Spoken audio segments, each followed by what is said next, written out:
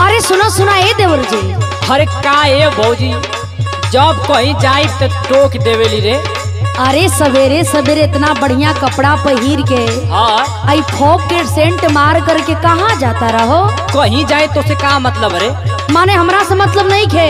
कहो भोरही से उठ के तोहरा के खाना बनावतानी खियावतानी आ जा तरह तनी बता के ना जा सकेला। अब तो के का बताई, कहाँ जात है का करत है, कुल बता के जाई। सुना सुना ए देवर जी, बोला। हमरा के ऐसे नइखे मतलब बा कि तू कहाँ जाता रहा। हाँ, लेकिन आज देखा सवेरे सवेरे हमरे मन में कुछ विचार बा, कुछ सवाल बा। अच्छा। हम तोहरा से पूछल चाहता नहीं कितना तू पढ़ाई लिखाई में तेज बड़ा। हाँ, तो कुछ तोहरा के ज्ञान वान बा। पढ़ाई के साथ साथ जनरल नॉलेज भी रखल बड़ा जरूरी होला।